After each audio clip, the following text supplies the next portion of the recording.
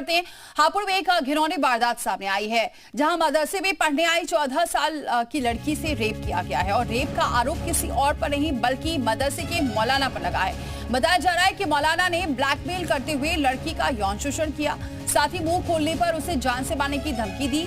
ये घिनौना काम उसने कई बार किया। लड़की को डराने धमकाने के लिए मौलाना ने उसके वीडियोज भी बना लिए और मामले का खुलासा तब हुआ जब पीड़ित छात्रा गुमसुम रहने लगी और उसका मदरसा जाना बंद हो गया, जिसके बाद मौलाना ने छात्रा का अश्लील वीडियो सोशल मीडिया पर वायरल कर दिया, जिससे उसके परिजनों को इस मामले की जानकारी हो गई। वहीं पुलिस ने केस दर्ज कर आरोपी मौलाना को गिरफ्तार कर लिया है।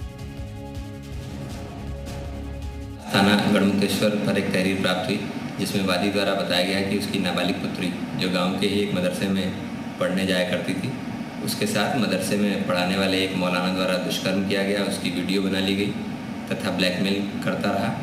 कुछ समय पूर्व मौलाना द्वारा उक्त वीडियो वायरल कर दी गई। उक्त तहरीर पर तत्काल मुकदमा पंजीकृत कर लिया गया तथा अभियुक्त मौलाना को गिरफ्तार कर लिया गया तथा आवश्यक विधिक कार्रवाई कराई जाए।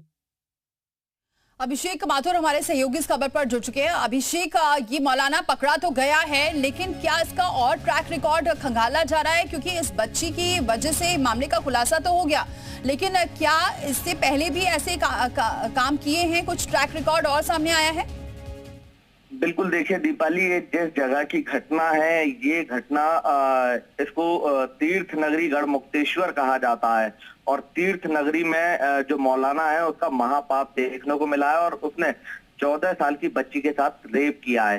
सबसे बड़ी बात यह है कि मौलाना लगातार बलात्कार कर रहा था बच्ची के साथ और जब उसने उसकी वीडियो बना ली थी तो वीडियो दिखाकर वायरल करने की धमकी दे करके लगातार अपना शिकार बना रहा था। सबसे बड़ी बात यह है कि जो परिवार के लोग हैं उन्होंने जब पुलिस से इसकी शिकायत की तो मौलाना मौके से फरार हो गया था। हालांकि पुलिस ने मौलाना को ढूंढ करके गिरफ्तार जरूर कर लिया है। अभिषेक, आप बने रहिए हमारे साथ। विनोद बंसल जी जुड़ चुके हैं, प्रवक्ता है बीएसपी के। बहुत स्वागत है विनोद जी हमारे साथ जुड़ने के लिए। विनोद जी, लगातार ऐसे केसेस सामने आ रहे हैं और ये मामला भी सामने आया जिसमें मौलाना ने बच्ची से रेप तो किया, वीडियो बनाए और आखिरकार गिरफ्तार तो कर लिया गया, लेकिन ऐसे कई मामले सामने आ रहे हैं लगातार।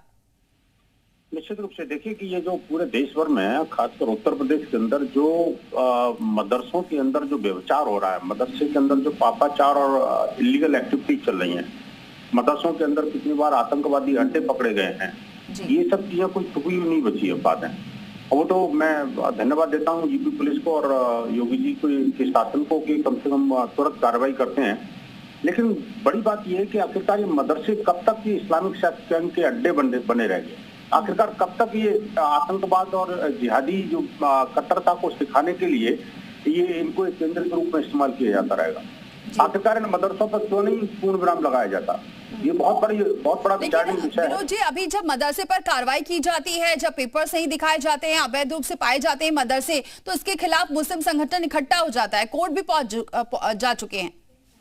देखिए, बात यह है कि आप ये मदरसा ही नहीं बल्कि आप ये भी समझना पड़ेगा, मदरसा जो है गढ़मुक्तेश्वर में है, हमारा तीर्थ क्षेत्र है, तीर्थ स्थल है और उस तीर्थ स्थल पर भी जिस तरह से मदरसे बने हुए हैं, लगातार जो है जिस तरह से जो हिंसा और पापाचार और व्यभिचार के केंद्र बने हुए हैं, आतंकवाद के केंद्र बने हुए हैं, इन मदरसों पर पूर्ण विराम लगाया जाना इस समय बहुत जरूरी है।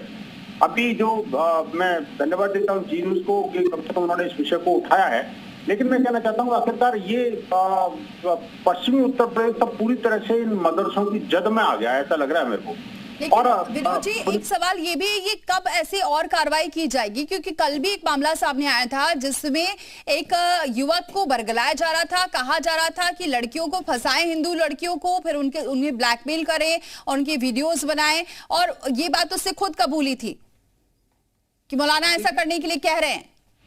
ये लफ्जियात की घटना है और लफ्जियात के लिए ट्रेनिंग, लफ्जियात के लिए पैसे बांटने का काम भी मदरसे करते हैं और हिंदू बेटियों के साथ में व्यभिचार और मतलब हिंदू बेटी नहीं बल्कि मुस्लिम बेटियां भी इनके व्यभिचार के जद में हैं।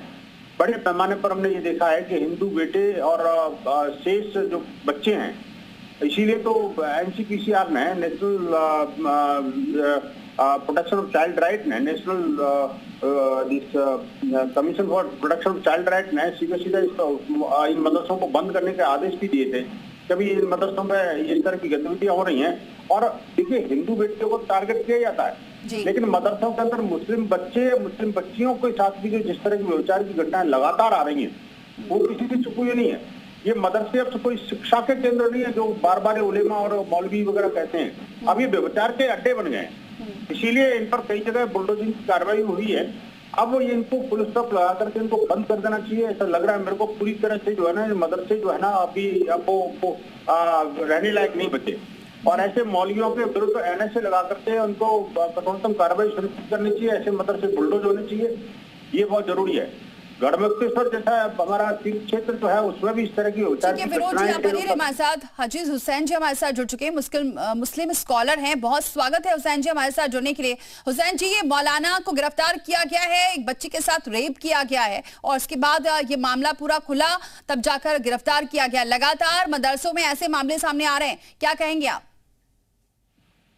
चाहे कोई मजहबी शख्सियत हो या कोई आम आदमी हो, ये इस तरह के गुनाह जो करता है उसको माफ नहीं करना चाहिए। उसे सख्त से सख्त हमारी गवर्नमेंट को सजा देना चाहिए। और इधर काफी दिन से देखने में आया है कि बहुत से मदरसों में भी, और उसके अलावा जैसे बहुत से हमारे और बाबा राम रहीम हो या फिर और दूसरे लोग हों, जो भी मजहबी शख्सियतें हैं, किसी भी मजहब हो, किसी भी दीन हो, किसी भी फिक़्हे से ताल्लुक रखने वाले, वो अगर ये काम करते हैं तो ये उनका बड़ा गुनाह माना जाता है, क्योंकि लोग उनको आइडियल समझते हैं, उनकी शख्सियत से मुतासिर होते हैं और उनको एक आइडियल के तौर पर मानते हैं। लिहाजा वो लोग जब इस तरह का काम करते हैं, ऐसी घिनौनी हरकत करते हैं, तो उन्हें और ज्यादा सख्त सजा देना चाहिए, ताकि वो समाज के लिए और हमारे माशरे के लिए इबरत बन सकें। किसी भी गुंजाइश की जरूरत नहीं है ऐसे लोगों के सिलसिले में कि जो इस तरह के घिनौने काम करते हैं। और किसी के भी लिबास को शरीयत या उसका मजहब नहीं मानना चाहिए। इंसान का अपना अमल होता है, अपना कैरेक्टर होता है, अपना किरदार होता है।